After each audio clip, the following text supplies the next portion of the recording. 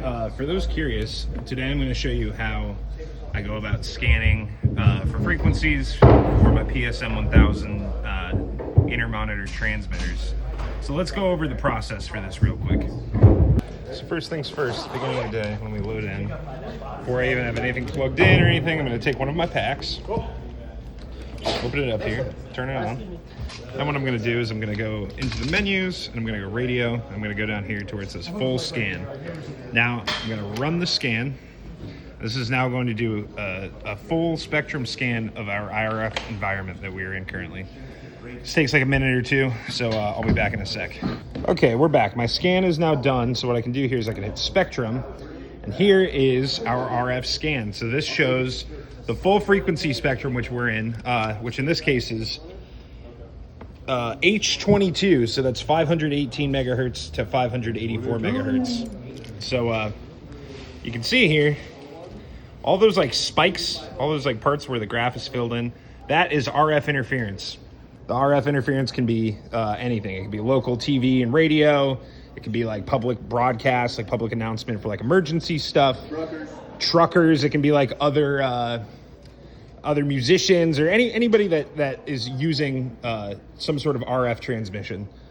The frequency band, like 470 to 608, I think, that whole spectrum is legal for anybody to use without a license. So it sort of is a fair game. If you're working with RF, you can work within 470 to 608 megahertz. Now, it all depends on what frequency band your actual hardware is in.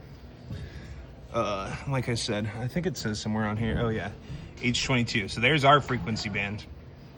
And then that's the scan of that frequency band. So you can see we got some density in some places, but we got plenty of gaps. All right, so now I've got the rack fired up here. This pack is about to die, so I'm gonna try to do this really quick. So I'll walk you through the process of importing my scan that I did on the pack to the rack itself. So I'm gonna hit this, doing this, well, let's try it like this. All right, sync button. And we're gonna do spectrum. We're gonna do sync scan. And then I'm just gonna hold up the little IR port. Try that again, sync scan. Hold that up, all right, bam. Now it has imported my scan from the pack into the rack itself. Okay, so now we're at the back of the rack. So I have these three Shure PSM1000 transmitters. They're all networked together just with Ethernet cables. And I have this one, this is just going out to my laptop.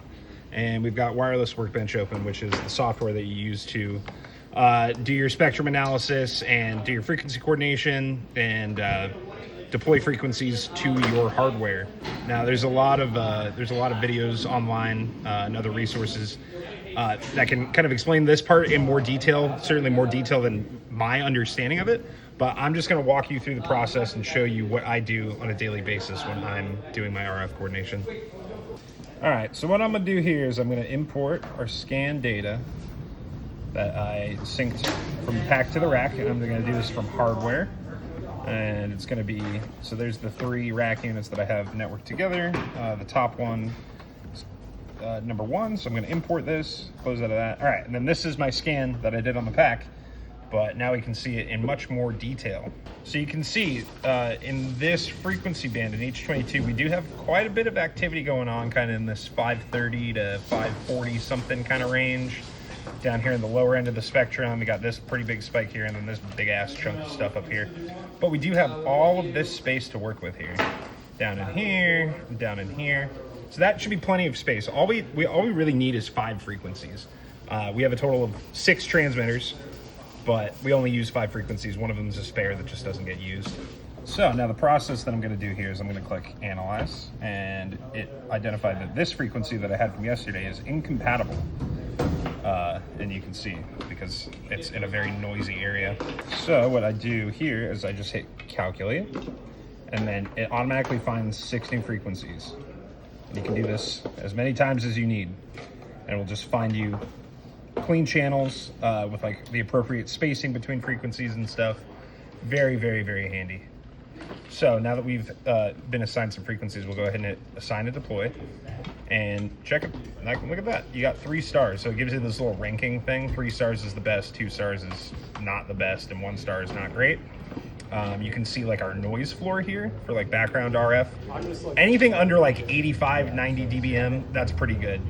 we're all the way at minus 106 to 112. So that's pretty great. So now I just got to hit deploy all zones here. And when I do that, watch this, check this out. I'm going to hit it real fast, hit deploy all zones, and then everything on the front blinks. It's so cool. Cool, yep. So 6 frequencies deployed to active channels. I can close out all this crap, and then I can come over here and I can lock this to make sure that I don't accidentally recalculate my channels. And that's it. That's all you got to do for Wireless Workbench. Now all I got to do at this point is just take all of these packs and then sync them with their corresponding transmitter. But that's it. That's a very, very simple layman's explanation of RF coordinating for your in-ear monitors. This same stuff applies to, you know, like body pack guitar transmitters, instrument, you know, microphones, that sort of stuff. All this sort of logic applies with the higher end Shure transmitters and receivers like ULXD, Axient, all that sort of stuff. This same thought process applies.